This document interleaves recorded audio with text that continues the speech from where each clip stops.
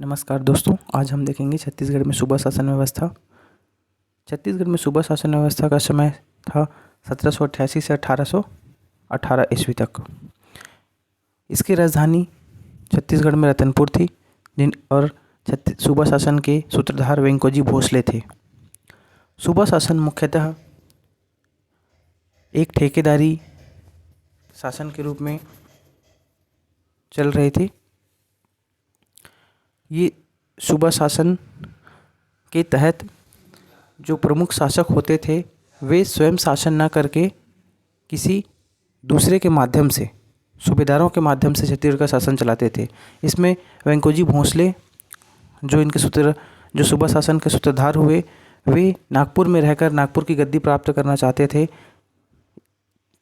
तो इन्होंने नागपुर में रहते हुए छत्तीसगढ़ में सूबेदारों की नियुक्ति की तथा सूबा शासन की शुरुआत की। सूबेदार मुख्यतः मराठों के अधीन अधिकारी या प्रतिनिधि मात्र थे। इन्हें सैनिक, असैनिक, फौजदारी सभी प्रकार के अधिकार थे, जिससे ये करों की वसूली कर सके, इन्हें कर वसूलने में कोई समस्या न हो। सूबा शासन मुख्यतः मराठों की उपनिवेशवादी नीतियों का परिणाम था। सूबेदारों की नियुक्ति छत्तीसगढ़ में मुख्यतः बोली लगाने वाली पद्धति के रूप में होता था। जो सूबेदार ज़्यादा बोली लगाते थे उन्हें छत्तीसगढ़ में सूबेदार के रूप में नियुक्त कर दिया जाता था।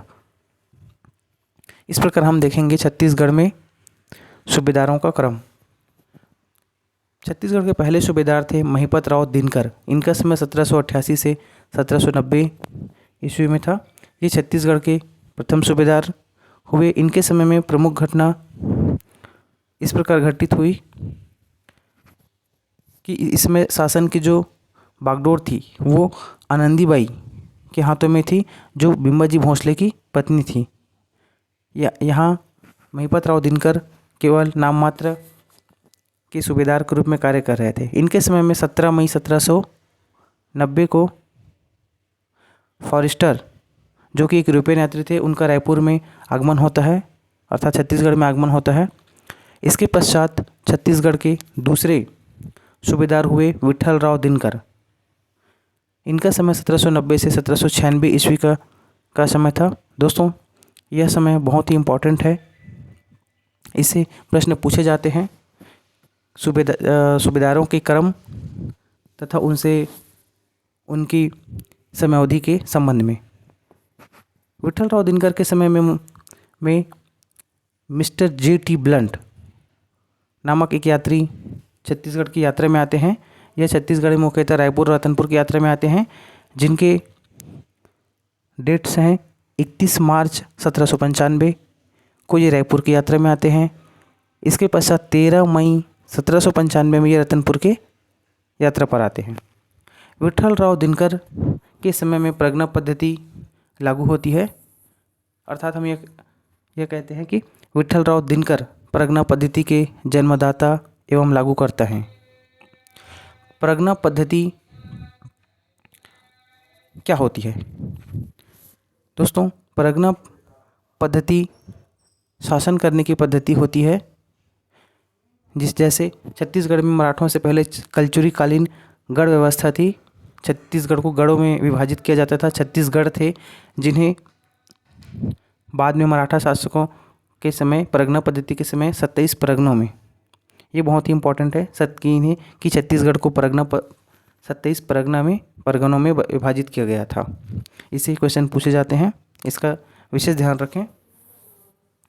परगनों के जो प्रमुख होते थे उन्हें कमाविजदार कहा जाता था।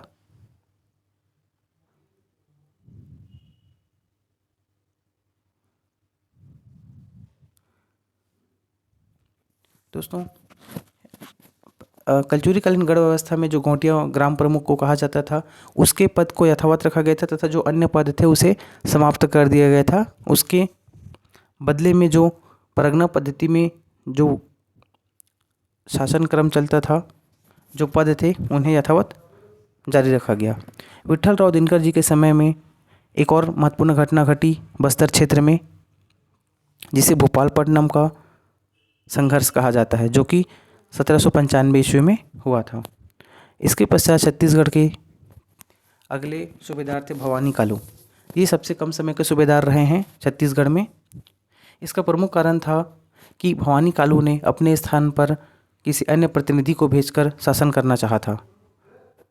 दोस्तों, जैसा कि हम जानते हैं कि मराठे स्वयं छत्तीसगढ़ में शासन न करके सूबेदारों की नियुक्ति करते थे, जिसमें भवानी कालू स्वयं सूबेदार होकर शासन न करके किसी अन्य अपने प्रतिनिधि को भेजकर शासन करना चाहते थे, जिसके कारण इन्हें इनके पद से हटा दिया गया। छत्तीसगढ़ के अगले सूबेदार के रूप में हम देखते हैं केशव गोविंद को। केशव गोविंद छत्तीसगढ़ में सबसे लंबे समय तक सूबेदार रहने वाले सूबेदार थे। इनका समय 1797 से 1808 ईस्वी तक चला। इनके समय में कोलब्रुक नामक यूरोपीय यात्री छत्तीसगढ़ की यात्रा पर आते हैं, क्षेत्र का विस्तार किया। इनके समय में सरगुजा एवं नागपुर के मध्य में सीमा विवाद चल रहा था तथा केशव गोविंद के समय में पिंडारियों का आक्रमण शुरुआत होता है।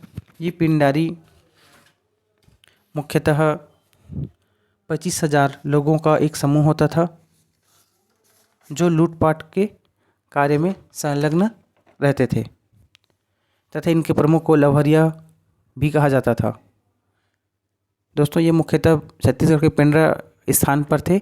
जनश्रुति के अनुसार पिंडारियों के निवास क्षेत्र होने के कारण उस स्थान का नाम पेंड्रा हुआ।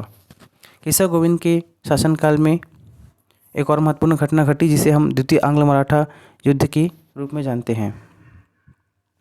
इसके पश्चात छत्तीसगढ़ के अगले सूबेदार हुए बिंकोजी पिंडरी या दिरो कुलकर।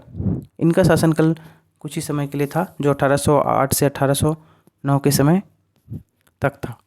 इसके पश्चात जो अगले सूबेदार होते हैं वो हैं बीकाजी गोपाल, जिन्हें बीका भाऊ के नाम से जाना जाता है। इनका शासन काल 1809 से 1817 तक था। इनके शासनकाल में या इनके समय में पिंडारियों की गतिविधियां अपने चरम सीमा पर थी तथा सरगुजा रियासत में जमींदारी में हस्तक्षेप होता है इनके शासनकाल में उत्तराधिकार को लेकर। साथ ही साथ छोटा नागपुर और सरगुजा जमींदारी के बीच सीमा विवाद भी होता है। बीकाजी गोपाल के शासनकाल में काफ़ी राजनीतिक अस्थिरता रही, जिसके प्रमुख कारण निम्नलिखित हैं। इसके प्रमुख कारणों में पहला कारण था छत्तीसगढ़ के भोंसला शासक वेंकोजी भोंसले की मृत्यु 1811 में होती है, अर्थात बीकाजी गोपाल के शासनकाल में। इसके पश्चात जो द्वितीय घटना होती है वो होती है भोंसला शासक रघुजी द्वितीय की मृत्यु हो जाना, साथ ही साथ परशुजी भोंसले की मृत्यु होना। इसके पश्चात अप्पा साहेब की नियुक्ति होती है छत्तीसगढ़ में भोंसला शासक के रूप में, जो एक लालची प्रवृत्ति के आदमी होते हैं, तथा साथ ही साथ अंग्रेजों की सहायक संधि भी इसी समय बीकाजी गोपाल के शासनकाल में होती है, जिस वजह से इनके शासनकाल में काफ़ी राजनीतिक अस्थिरता रही। छत्तीसगढ़ के अगले सूबेदार के रूप में सखाराम हरि एवं सीताराम टाटिया आते हैं। इनका समय 1817 में था। सखाराम हरि की रतनपुर निवासी एक व्यक्ति द्वारा गोली मारकर हत्या कर दी जाती है। ये पहले ऐसे सूबेदार होते हैं जिनकी किसी व्यक्ति द्वारा गोली मारकर हत्या की जाती है। इसके पश्चात अगले तथा अंतिम सूबेदार के रूप में यादवराव दिवाकर जी आते हैं। इनका समय 1817 से 1818 के मध्य होता है। ये छत्तीसगढ़ के अंतिम सूबेदार होते हैं। साथ ही साथ 1818 तक छत्तीसगढ़ में पिंडारियों का अंत हो जाता है। यह एक महत्वपूर्ण बात है, एग्ज़ाम में पूछा जा सकता है छत्तीसगढ़ में पिंडारियों का अंत कब होता है, तो 1818। इसके साथ ही ये छत्तीसगढ़ के अंतिम सूबेदार होते हैं यादवराव दिवाकर।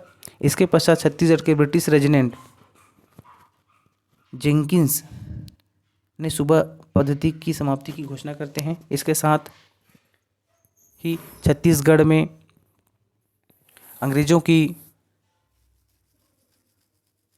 शासन व्यवस्था शुरुआत होती है। सहायक संधि के तहत मराठों का शासनकाल अंग्रेजों के द्वारा चलाया जाता है, जिसमें छत्तीसगढ़ भी अंग्रेजों के शासन के अधीन आ जाता है। दोस्तों, अंत में हम देखेंगे कुछ सार तत्व। अभी हमने सूबा शासन के बारे में पढ़ा, इसके कुछ प्रमुख बिंदुओं के बारे में चर्चा कर लेते हैं जो एग्ज़ाम पॉइंट ऑफ व्यू के दृष्टिकोण से बहुत ही महत्वपूर्ण है। इसमें प्रथम है छत्तीसगढ़ के प्रथम सूबेदार। छत्तीसगढ़ के प्रथम सूबेदार हम जैसे कि जानते हैं महिपत राव दिनकर होते हैं। दूसरा है कोलब्रुक किस सूबेदार के इस काल में छत्तीसगढ़ आया, तो केशव गोविंद। मिस्टर ब्लंट की सूबेदार के काल में छत्तीसगढ़ आया, विठल राव दिनकर। पेंडारियों की शक्ति पूर्णतः नष्ट कब होती है, 1818 ईस्वी में। छत्तीसगढ़ में किस सूबेदार ने परगना पद्धति प्रारंभ की, तो विठल राव दिनकर ने। छत्तीसगढ़ के अंतिम मराठा सूबेदार कौन होते हैं, यादव राव दिवाकर। छत्तीसगढ़ में सूबा व्यवस्था के समय मराठा सूबेदारों का मुख्यालय रतनपुर। ध्यान रखिएगा, छत्तीसगढ़ में सूबा व्यवस्था के समय मराठा सूबेदारों का मुख्यालय रतनपुर था, न कि रायपुर। ये बहुत ही महत्वपूर्ण प्रश्न है, तथ्य भी है, ध्यान रखिएगा। सूबा शासन व्यवस्था से एक और महत्वपूर्ण प्रश्न आता है सूबेदारों का क्रम।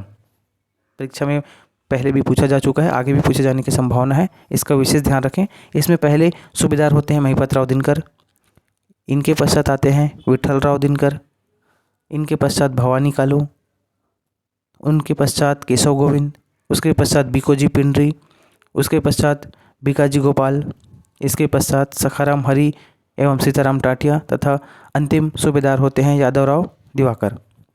दोस्तों, यह सूबेदारों का क्रम बहुत ही महत्वपूर्ण है।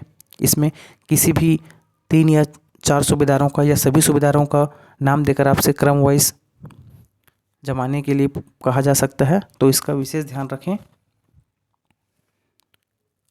दोस्तों, आज के इस वीडियो लेक्चर में हमने छत्तीसगढ़ के आधुनिक इतिहास में मराठा शासन के अंतर्गत महत्वपूर्ण टॉपिक सूबा शासन को देखा। आगे हम मराठा शासन के अन्य टॉपिकों को भी डिस्कस करेंगे। तब तक आप बने रहें हमारे चैनल पर। धन्यवाद।